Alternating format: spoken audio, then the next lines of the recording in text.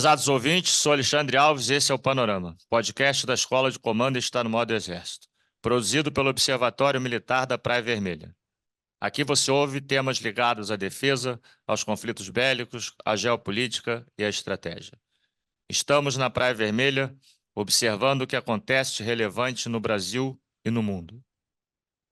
No dia 29 de abril do corrente ano, o Instituto Nacional de Meteorologia emitiu o primeiro alerta vermelho, anunciando a possibilidade de chegada de um elevado volume de chuvas previstos para cair sobre a região sul do Brasil. No dia 1º de maio, fruto do volume de água sem precedentes que desabou sobre o estado do Rio Grande do Sul, o governo decretou estado de calamidade pública para enfrentamento do maior desastre ambiental da história gaúcha. E o governo federal criou o Comando Conjunto Taquari II, integrando estruturas das 3 Forças Armadas e dos diversos órgãos estatais, todos atuando de forma sincronizada para mitigarem as desastrosas consequências da tragédia que já afetou mais de 464 municípios e causou destruições em 108 rodovias, provocando 52 pontos de bloqueio em todo o estado. Este comando conjunto está estruturado em 3 forças de apoio à defesa civil e uma força-tarefa de ajuda humanitária, que até o dia 21 de maio já haviam resgatado cerca de 70 mil pessoas e 10 mil animais.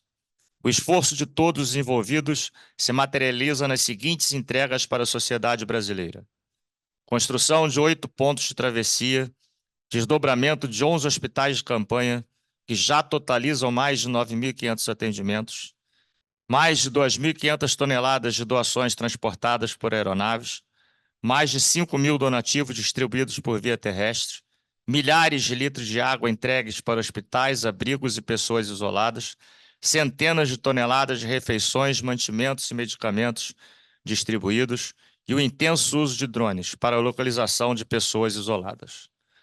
No panorama de hoje, vamos abordar o tema Desenvolvimento Sustentável e Desastres Ambientais, uma visão sobre a enchente no Rio Grande do Sul.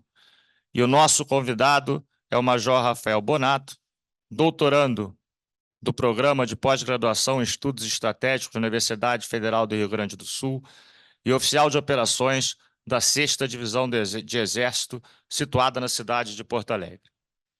Vamos então logo iniciar nossa conversa. Bonato, as nossas boas-vindas. E a nossa primeira pergunta é pedindo para que você explique como tudo começou. Como é que foi o início da ativação da Operação Taquari II e qual o papel que a 6ª DE exerceu neste contexto, logo quando da ativação do Comando Conjunto?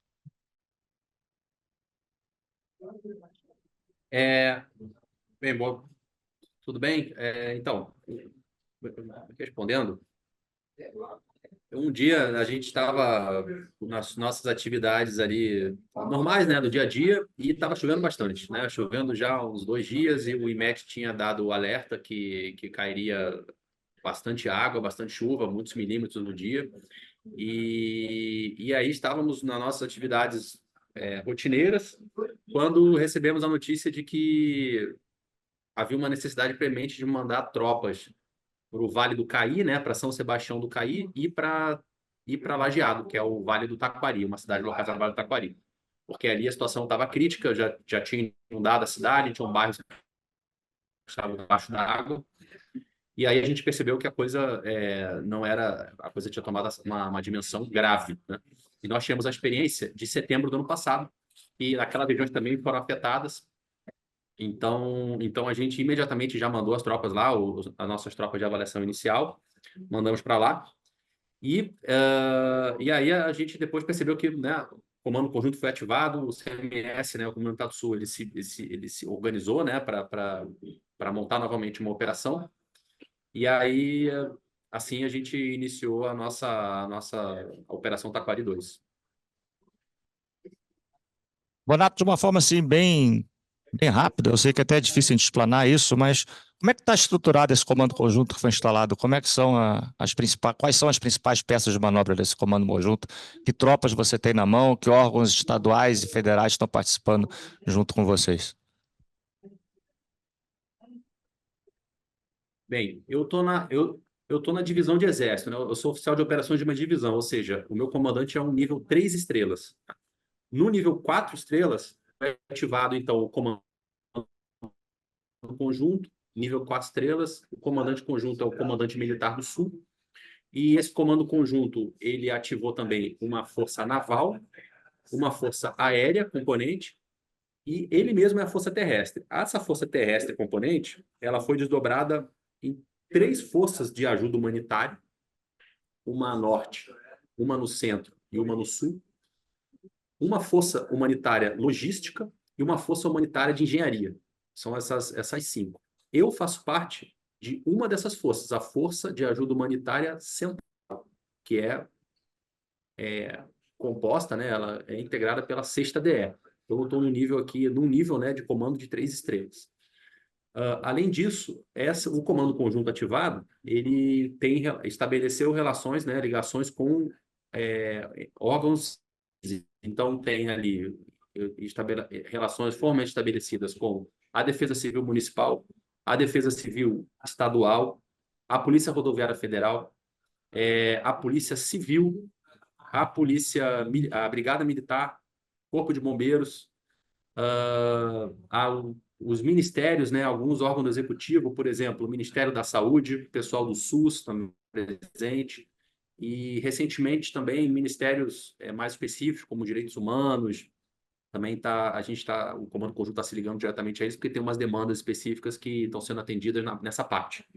Além de outros órgãos que, Receita Federal, Polícia Federal, são muitos, assim, mas basicamente que consigo lembrar agora de antemão são esses. Como oficial de operações, que você está no olho do furacão aí, né? Pedem para em Porto Alegre, uma das regiões mais afetadas pela enchente, Porto Alegre, sua região metropolitana. Quais as principais dificuldades que você tem enfrentado para planejar as operações que você tem que executar em ajuda a esse povo assolado por essa tragédia aí sem precedente na nossa história? Bom, em primeiro lugar, em primeiro lugar é o caráter é o problema, né? O caráter da missão, que é prestar assistência humanitária a uma população que foi afetada por uma crise climática, no caso, uma enchente. Então, essa operação, ela tem um caráter humanitário preponderante. Isso é uma dificuldade, porque exige de nós que nós desenvolvamos uma série de capacidades para prestar o apoio a essa população, dar a essa população o que ela está precisando naquele momento, no determinado momento, porque as necessidades elas modificam, elas se alteram conforme a fase da operação que a gente está vivenciando. Então, a primeira dificuldade é identificar qual é a necessidade, quais são as necessidades da população naquele momento e conseguir traduzir isso, né, de uma forma, com os meios que a gente tem, com as capacidades que a gente tem, a gente conseguir dar a essa população o que ela está precisando. Isso é uma dificuldade. Por quê? Porque não existe uma fórmula, não existe algo pronto para fazer isso. Cada solução ela é pensada e desenvolvida especificamente para aquele contexto. Além disso, as dificuldades estruturais. Então, a obstrução de diversas vias, que no início das enchentes ocorreu, diversas rodovias que dão para o interior, que ligam o litoral, elas foram obstruídas. A questão meteorológica, né, que dificulta o transporte, dificulta a circulação. A questão de comunicações, então, várias redes de celular, antenas de celular, redes deixaram de funcionar. Então, você não conseguia mais falar, a gente não conseguia mais falar, teve dificuldade para começar a falar com todo mundo que estava desdobrado. E aí a gente teve que chamar, né, nossas unidades de comunicações para elas irem junto, e aí sim a gente conseguiu estabelecer uma rede de comunicações com o nosso rádio, com os nossos equipamentos. Então, isso também foi uma dificuldade. E então, eu diria que as dificuldades elas ocorreram de uma maneira sistêmica. E outra coisa, cada área de operações nossa vivenciou um momento diferente. Algumas foram alagadas mais cedo, outras foram alagadas depois, algumas tiveram maior quantidade de pessoas ligadas, outras precisavam já de desobstrução de via, de reconstrução de ponte. Então, É, a todo momento a gente tem que analisar cada área da nossa zona de ação, ela tem uma demanda específica. Então, a gente tem que estudar com bastante detalhamento cada área para verificar qual é a demanda e oferecer aquela solução que aquela população naquele momento está precisando. Então, isso aí eu diria que é o maior desafio, um dos maiores desafios que a gente enfrenta. Nós estamos já praticamente aí na terceira semana de atuação, indo para a quarta já, completando quase um mês desse desastre ambiental. Nós vimos de início uma ação muito forte de resgate, desenvolvida pelas tropas e pelos nossos voluntários civis também, que atuaram junto com vocês. E, concomitantemente, esse resgate de pessoas, de animais, nós vimos uma corrente de solidariedade sendo formada na distribuição de doações. Como é que foi? Vocês tiveram contato com esses voluntários? Como é que foi trabalhar com esses voluntários? E que fase nós estamos vivendo agora? A gente ainda está nessa fase de uma necessidade muito grande de resgate, distribuição de doações, ou nós já estamos passando por uma outra etapa? Bom, é algo que a gente não costuma considerar, né, quando a gente faz os planejamentos militares, quando a gente vai pensar nas manobras, nós, né, das Forças Armadas, nós somos preparados para lidar com cenários catastróficos, cenários os mais extremos possíveis, né? De forma que a sociedade civil, nos nossos planejamentos, geralmente a gente considera, mas não a ponto de influenciar tanto nas nossas operações, porque a gente entende que é uma situação de guerra, etc.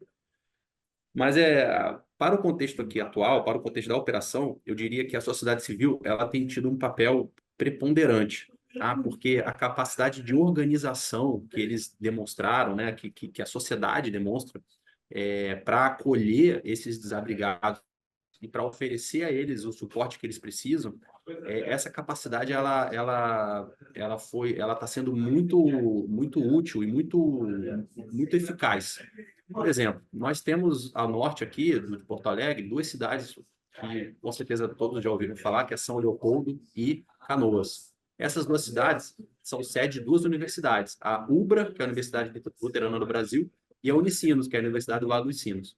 Cada universidade dessa, no seu campus, se tornou um centro, um abrigo e um centro de apoio aos desabrigados. Então, por exemplo, a UBRA, ela tem mais de 5.000 desabrigados nesse momento, ela pode. Então, a gente, como Força Armada aqui, o Exército, o que a gente faz? A gente precisa, nós nos ligamos a esses elementos da sociedade civil e consultamos para ver como nós podemos apoiá-los. Porque nessas ações o protagonismo é deles. E aí também temos os sindicatos de supermercados, distribuição de alimentos, etc. Esse pessoal capilarizou de uma maneira tal a oferta de água, de alimentos, que ajudou muito aqui a restabelecer a ordem na cidade, então na região metropolitana. Então esse papel da sociedade civil, de voluntários também, foi preponderante para o sucesso, né, para que a situação não se agravasse ainda mais. Com respeito da fase, a gente encerrou dia 8 de maio a primeira fase, que foi a ação imediata, desdobramos todas as nossas tropas no terreno, a 3ª Brigada e a 8ª Brigada, e iniciamos a fase de ação ampliada. Estamos nesse momento na fase de ação ampliada, em que os resgates foram concluídos, e agora a gente está na fase de, com a população no abrigo, prestar assistência em apoio aos órgãos públicos para essas populações que estão nos abrigos, e também estamos direcionando nossos esforços para estudar as áreas afetadas agora que as águas estão começando a baixar, que a gente consegue transitar com mais facilidade nessas áreas, verificar quais são as instalações críticas que precisam ser limpas e manutenidas e fazer também as ações de desobstrução de vias e verificar, né, contribuir com o restabelecimento dos serviços públicos essenciais. Essa nova etapa é que nós iremos nos debruçar a partir dos próximos dias, que é a fase da normalização, que é fazer com que aquelas regiões voltem a ter condições de receber a população de volta. Perfeito, Bonato. Nós sempre que ligamos a televisão, nós vemos o trabalho heróico desenvolvido por vocês aí, várias cenas de militares fazendo resgates, carregando pessoas idosas, lançamento de suprimento aéreo, fazendo chegar comida, água, gêneros de primeira necessidade a pessoas que ainda estão isoladas. E nós nunca vemos na imprensa um pequeno detalhe. Aquele militar que lá está, além de ele estar atuando heroicamente no socorro aos atingidos, normalmente ele também é uma vítima do próprio desastre ambiental. Ele pode ter sido atingido pelo próprio desastre, quer seja a sua família ou quer seja ele próprio. Como é que vocês têm trabalhado o psicológico desses soldados que trabalham socorrendo pessoas que eles não conhecem, mas têm que também prestar assistência às famílias próprias que também foram atingidas pela enchente? Como é que vocês fazem para trabalhar a cabeça desses militares para continuar tão bem cumprindo a missão?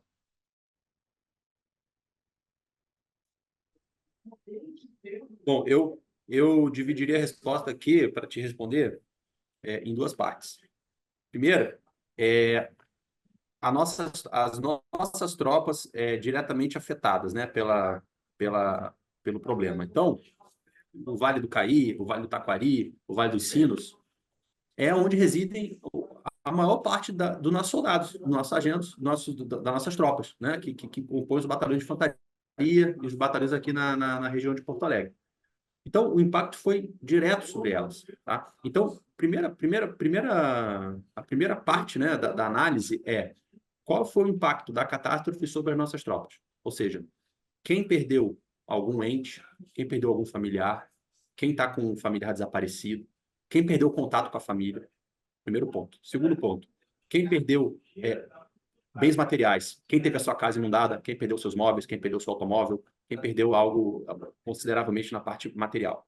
Depois, quem está isolado, quem não consegue chegar no batalhão, ou quem estava no batalhão e não consegue chegar em casa, não tem contato. Então, tudo isso é mapeado. Foi mapeado no primeiro momento, nos primeiros dias fizemos esse mapeamento com a nossa equipe da seção de pessoal, que se ligou às sessões de pessoal das brigadas, que se ligaram às sessões de pessoal das unidades, e aí a gente recebeu, né, esse mapa, digamos assim, com essas demandas, e aí a gente foi fazendo gestões para tentar solucionar o problema. Então, o militar que precisava, pô, perdi parte da minha casa, estou com um problema, vai ficar em casa, porque a gente entende que a missão é de ajuda humanitária, ajuda a dar alívio à catástrofe, à população. Então, se o soldado, né, o sargento, o militar, ele está lá na casa dele, com a família dele, apoiando a família dele e a vizinhança dele, ele já está cumprindo o nosso objetivo, que é prestar apoio humanitário. E os que têm condições permaneceram nas bases, aí sim fazendo as ações estruturadas de ajuda humanitária. Em segundo lugar, é a questão das falhas na missão. Então, às vezes, a gente se desloca para a missão e ali não conseguiu realizar o salvamento. Morreu alguém, alguém não conseguiu ter a vida salva. Então, isso também abala o moral daquela tropa que tentou fazer aquele resgate. Isso pode acontecer. Então, também a gente precisa trabalhar aquele militar que passou por aquela situação para que ele entenda que isso,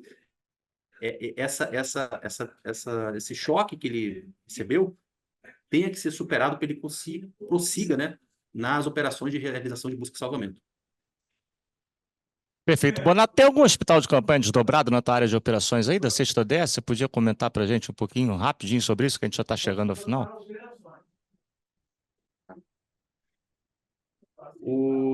Nós temos hospitais de campanha desdobrados aqui na região de Porto Alegre, na parte norte da cidade, em São José.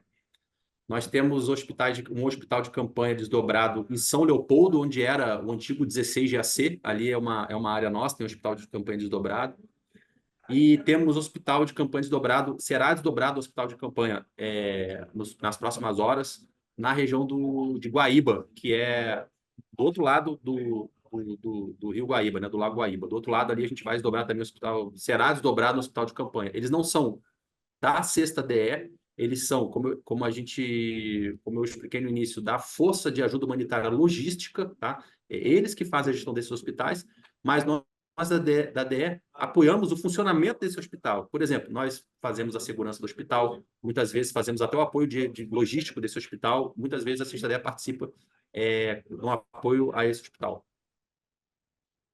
Perfeito, Bonato. Nós estamos chegando ao final. Bonato, a gente costuma terminar sempre com uma pergunta polêmica, é marca do nosso podcast já. Antes disso, só alertar o nosso ouvinte que às vezes o som está um pouco cortado, não está numa qualidade tão boa. Porque o Bonato está lá, está na área de operações, a gente está conversando com ele diretamente de Porto Alegre. Então, essa gravação está sendo feita com ele no local, por isso que dá essa defasagem de som. Mas vamos para a nossa pergunta polêmica, Bonato. Como é que você vislumbra, num curto espaço de tempo, as ações futuras que você vai precisar planejar na reconstrução da área da Sexta DE? Olha, eu acho que vai chegar um momento que os bairros vão estar em condições de receber a população de volta. Isso eu acho que pode ser que leve ainda o mês de junho inteiro, até 15 dias aí a gente consiga a população está conseguindo voltar a seus lares, né? Não é a situação ideal, mas elas querem voltar também o mais rápido possível. E as ações de limpeza, desobstrução, de restabelecimento vão continuar aí pelo mês de junho, eu acredito. E as ações mais, digamos assim, que vão demandar mais tempo e mais recursos são a reconstrução. Então, vão ter que ser reconstruídas vias públicas, pontes, estruturas de edifícios foram afetadas, vão ter que ser, eu imagino que reconstruídas ou as bases vão ter que ser avaliadas. Para ter um exemplo, o aeroporto de Porto Alegre, por exemplo, com certeza depois que a água ceder, né, a água secar, vai ter que ser feito todo o estudo de infraestrutura ali para saber se a pista ainda está em condições de receber os pousos, etc. Então, eu acho que o esforço maior na próxima fase vai ser esse trabalho pesado de engenharia, principalmente de engenharia civil, para a reconstrução. O que nós podemos contribuir com a nossa engenharia, com o grupamento de engenharia. Isso pode demorar aí, é difícil estimar, mas eu acredito que pelo menos ali até julho, entrando no mês de agosto, talvez esses trabalhos com certeza vão estar sendo feitos. Obrigado, Bonato. Nossa oitava edição do Panorama termina por aqui. Gostaríamos de agradecer imensamente ao Major Bonato por ter disponibilizado o seu tempo para conversar conosco sobre a situação real do Rio Grande do Sul e a todos os nossos ouvintes. Se você quiser saber mais sobre este assunto, basta acessar o nosso site no endereço ompv.ec.eb.mil.br. E nós continuamos aqui, da Praia Vermelha, observando o que acontece de importante no Brasil e no mundo.